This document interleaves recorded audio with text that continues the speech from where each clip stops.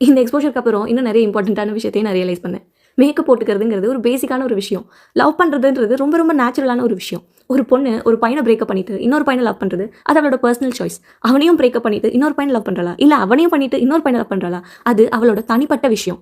அதை பற்றி கருத்து சொல்கிறதுக்கு இல்லை அதில் ஒப்பீனியன் வைக்கிறதுக்கு எனக்கோ இல்லை யாருக்கோ எந்த தகுதியோ உரிமையோ கிடையாது. சாய்ஸுங்கிறது ஒருத்தரோட தனிப்பட்ட விஷயம். அடுத்தவங்க டிசிஷனில் நமக்கு எந்த வேலையுமே கிடையாது.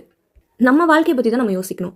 மற்றவங்க வாழ்க்கையில் நம்ம அவங்கக்கிட்ட எவ்வளோ கைண்டாக இருக்கோன்றதும் அவங்களுக்கு நம்ம எவ்வளோ லவ் கொடுக்குறோன்றது மட்டும் தான் நம்ம பிஸ்னஸே தவிர அவங்களோட டிசிஷனை ஜட்ஜ் பண்ணவோ இல்லை கண்ட்ரோல் பண்ணவோ நமக்கு எந்த ரைட்ஸுமே கிடையாது. இதெல்லாம் எனக்கு ரொம்ப லேட்டாக தான் புரிஞ்சுது. இப்போ நான் திரும்பி அந்த ஸ்கூல் படிக்கிற பொண்ணை பார்க்கும்போது அவள் யோசிச்சது தப்பு இல்லை, அவள் எதுவும் தப்பும் பண்ணிடல. அவள் ஒரு குழந்தை, அவளுக்கு அவ்வளோதான் தெரியும். அவள் பார்த்து வளர்ந்த உலகம் அவளுக்கு அதை தான் காட்டுச்சு, அதை தான் கற்றுக் கொடுத்துச்சு. அவள் வெளியே வந்து இந்த உலகத்தை எக்ஸ்ப்ளோர் பண்ண ஆரம்பிச்சும் போது தான் இது சரி இது தப்புன்னு அவளால் டிசைட் பண்ண முடிஞ்சுது. அதனால நான் அவள் மேலே கோவப்படலை, நான் ரொம்ப சந்தோஷமாக ஃபீல் பண்ணுறேன்.